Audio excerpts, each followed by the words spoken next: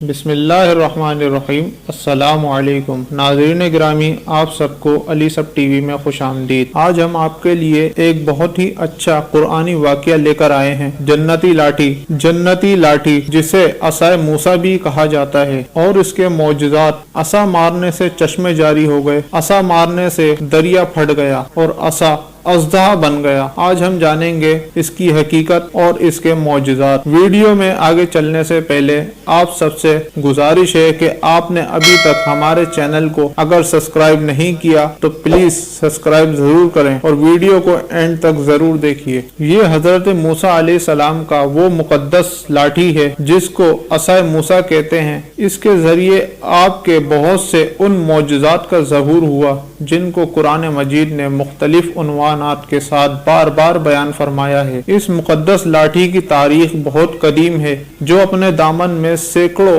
ان تاریخی واقعات کو سمیٹے ہوئے ہے جن میں عبرتوں اور نصیحتوں کے ہزاروں نشانات ستاروں کی طرح جگمگا رہے ہیں، جن سے اہل نظر کو بصیرت کی روشنی اور ہدایت کا نور ملتا ہے۔ یہ لاٹھی حضرت موسیٰ علیہ السلام کے قد برابر 10 ہاتھ لمبی تھی، اور اس کے سرے پر 2 شاخیں تھیں جو رات میں مشعل کی طرح روشن ہو جایا کرتی تھی۔ یہ جنت کے درخت پیلو کی لکڑی سے بنائی گئی تھی، اور اس کو حضرت تعالیٰ نے جنت سے 5 چیزیں اتاری۔ حضرت آدم علیہ السلام کے ساتھ عود خوشبودار لکڑی، حضرت موسیٰ علیہ السلام کا عصا جو عزت والی پیلو کی لکڑی کا تھا، انجیر کی پتیاں، حجر اسود جو مکہ معظمہ میں ہے، اور نبی معظم حضرت سلیمان علیہ السلام کی انگوٹھی۔ یہ 5 چیزیں جنت سے اتاری گئیں۔ حضرت آدم علیہ السلام کے بعد یہ مقدس عصا حضرات انبیاء کرام علیہ السلام کو یکے بعد دیگر بطور میراث ملتا رہا، یہاں تک کہ حضرت شعیب علیہ السلام کو ملا جو قوم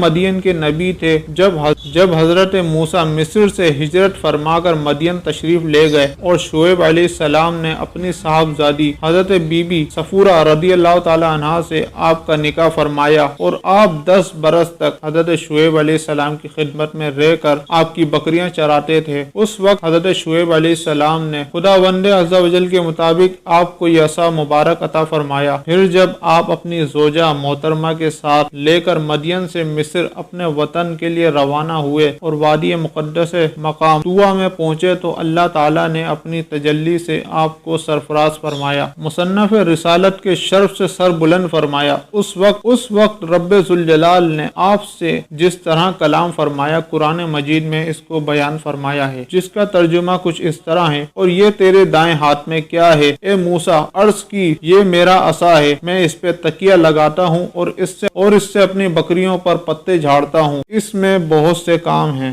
دوسرے کاموں کی تفسیر کچھ اس طرح ہے: اس کو ہاتھ میں لے کر اس کے سہارے چلنا، اس سے بات چیت کر کے دل بہلانا، دن میں ان کا درخت بن کر آپ پر سایہ کرنا، رات میں اس کی دونوں شاخوں کا روشن ہو کر آپ کو روشنی دینا، آپ سے دشمنوں، درندوں اور سانپ اور بچھوؤں کو مارنا، کنویں سے پانی بھرنے کے وقت اس کا رسی بن جانا، اس کی دونوں شاخوں کا ڈول بن جانا، ضرورت اس کا درخت بن کر حسب خوشحال پھل دینا، اس کو زمین پر گاڑ دینے سے پانی نکلنا، وغیرہ وغیرہ۔ حضرت موسیٰ علیہ السلام اس مقدس لاٹھی سے مذکورہ بالا کام نکال لیتے تھے، مگر جب آپ فرعون کے دربار میں ہدایت فرمانے کی غرض سے تشریف لے گئے اور اس نے آپ کو جادوگر کہہ کر جھٹلایا تو آپ اس کے عصے کے ذریعے بڑے بڑے معجزات کا ظہور شروع ہو گیا، جن میں سے 3 معجزات کا تذکرہ قرآن مجید نے بار بار فرمایا۔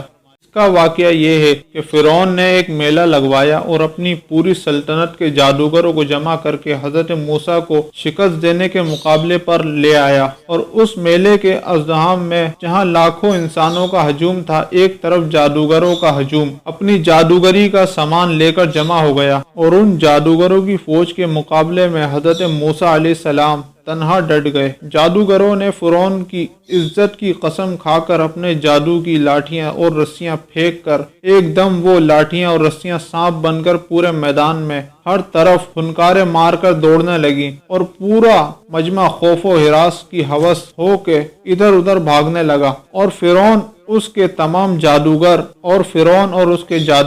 اس کرتب کو دکھا کر اپنی فتح کے گھمنڈ و غرور کے نشے میں بدمست ہو گئے، اور خوش شادمانی سے تالیاں بجا بجا کر اپنی مسرت کا اظہار کرنے لگے کہ اتنے میں ناگہان حضرت موسیٰ علیہ السلام نے خدا کے حکم سے اپنی مقدس لاٹھی کو ان سانپوں کے ہجوم میں ڈال دیا تو یہ لاٹھی ایک بہت بڑا نہایت ہیبت ناک اژدہا بن کر جادوگروں کی تمام سانپوں کو نگل گیا۔ یہ معجزہ دیکھ کر تمام جادوگر اپنی شکست کا اعتراف کرتے ہوئے سجدے میں گر پڑے اور آوازیں بلند ہو کر اعلان کرنا شروع کر دیا، یعنی ہم سب حضرت ہارون اور موسیٰ کے رب پر ایمان لائے۔ قرآن مجید میں اللہ تعالیٰ نے اس واقعے کو اس طرح سے ارشاد فرمایا ہے جس کا ترجمہ یہ ہے، وہ بولے اے موسیٰ یا تو تم ڈالو یا ہم پہلے ڈالیں۔ موسیٰ نے کہا بلکہ تمہیں ڈالو۔ جبھی ان کی رسیاں اور لاٹھیاں ان کے جادو کے زور سے ان کے خیال میں دوڑتی معلوم ہوئی تو اپنے جی میں موسیٰ نے خوف پایا۔ ہم نے فرمایا ڈر نہیں، بے شک تو ہی غالب ہے، اور ہم نے موسیٰ کو فرمایا ڈال دے جو تیرے ہاتھ میں ہے، اور ان کی بناوٹیوں کو نگل جائے گا جو انہوں نے جادو کے فریب سے بنایا ہے۔ اور پھر وہ سب سجدے میں گر گئے اور ایمان لے آئے ہارون اور موسیٰ کے رب پر۔ اسی طرح دوسرا معجزہ کچھ اس طرح ہے کہ عصا مارنے سے چشمے جاری ہو گئے۔ بنی اسرائیل کا اصل وطن ملک شام تھا، لیکن حضرت یوسف علیہ السلام کے دور حکومت میں یہ لوگ مصر آ کر آباد ہو گئے اور ملک شام پر قوم عمالقہ کا تسلط قبضہ ہو گیا جو بدترین قسم کے کفار تھے۔ جب فرعون دریائے نیل میں غرق ہو گیا اور حضرت موسیٰ کو فرعون کے خطرات سے اطمینان ہو گیا تو اللہ تعالیٰ نے حکم دیا کہ قوم عمالقہ سے جہاد کر کے ملک شام کو ان کے قبضہ تسلط سے آزاد کرائیں۔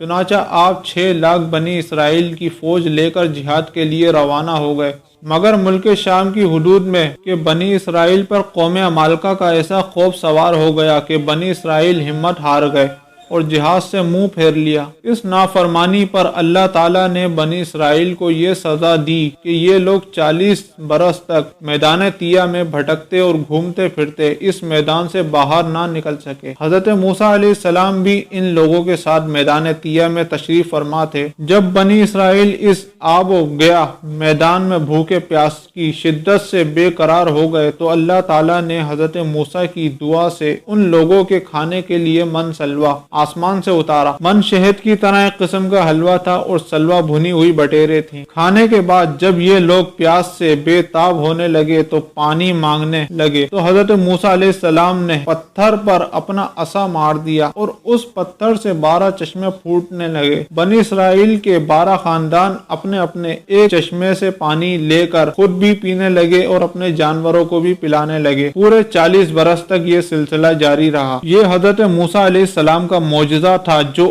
عصا اور پتھر کے ذریعے ظہور میں آیا۔ قرآن مجید میں اس واقعے کا معجزہ بیان کرتے ہوئے ارشاد فرمایا، اور جب موسیٰ نے اپنی قوم کے لیے پانی مانگا تو ہم نے فرمایا کہ اس پتھر پر اپنا عصا مار، فوراً اس میں سے 12 چشمے بہہ نکلے۔ ہر گروہ نے اپنا گھاٹ بچا لیا۔ اسی طرح ایک اور معجزہ کہ عصا مارنے سے دریا پھٹ گیا۔ حضرت موسیٰ علیہ السلام ایک مدت تک فرعون کی ہدایت کرتے رہے اور آیات اور معجزات دکھاتے رہے، مگر اس نے حق کو قبول نہیں کیا بلکہ اور زیادہ اس کی شرارتیں اور سرکشیں بڑھ گئیں، اور بنی اسرائیل کو چونکہ اس کی خدائی کو تسلیم نہیں کیا اس لیے اس نے ان مومنوں کو بہت زیادہ ظلم و ستم کا نشانہ بنایا۔ اس دوران میں ایک دم حضرت موسیٰ علیہ السلام پر وحی اتری کہ آپ اپنی قوم بنی اسرائیل کو اپنے ساتھ لے کر رات میں مصر سے ہجرت کر جائیں۔ چنانچہ حضرت موسیٰ علیہ السلام بنی اسرائیل کو ہمراہ لے کر رات میں جب فرعون کو پتہ چلا تو وہ بھی اپنے لشکر کے ساتھ بنی اسرائیل کی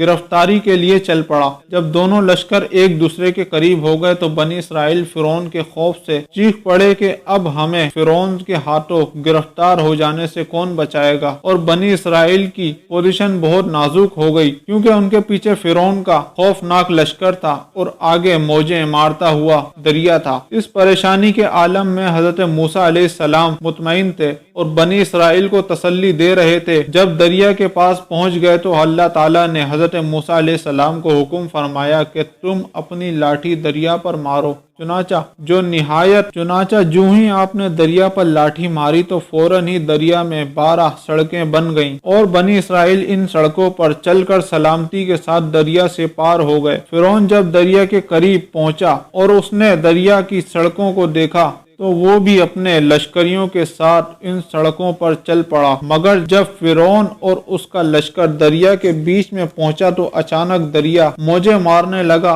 और सब सड़कें खत्म हो गईं और फिरौन अपने लश्कर समेत दरिया में गर्क हो गया। इस वाक़ये को कुरान मजीद में इस तरह से बयान फरमाया है। फिर जब आमना सामना हुआ दोनों गुरों का, मूसा वालों ने कहा हमको इन्होंने आ लिया मूसा। तो मूसा ने फरमाया यूं ही नहीं, बेशक मेरा रब मेरे साथ है, वो मुझे राह देता है। तो हमने मूसा को वही फरमाई कि दरिया पर अपना असा मार। तो जभी दरिया फट गया और हर हिस्सा हो गया जैसे बड़ा पहाड़ और वहाँ करीब लाए हम दूसरे को, और हमने मूसा को बचा लिया उनके सब साथियों समेत और दूसरे को डुबो दिया। बेशक इसमें जरूर निशानियां हैं और उनमें अक्सर मुसलमान न थे। तो नाज़रीन गिरामी, आपने जाना ये हैं हजरत मूसा अलैहिस्सलाम की मुकद्दस लाठी के जरिए जाहिर होने वाले वो 3 अजीमुश्शान मौजज़ात जिनको कुरान करीम ने मुख्तलिफ अल्फाज और मुतअद्दिद उन्वानों के साथ बार बार बयान फरमाकर लोगों के लिए इबरत और हिदायत का सामान बनाया। आपको हमारी ये वीडियो कैसी लगी? आपसे गुजारिश है कि हमारे चैनल को अगर अभी तक आपने सब्सक्राइब नहीं किया तो प्लीज हमारे चैनल को सब्सक्राइब, ताकि हर नए आने वाले वाक़यात आपको बआसानी मिल सके।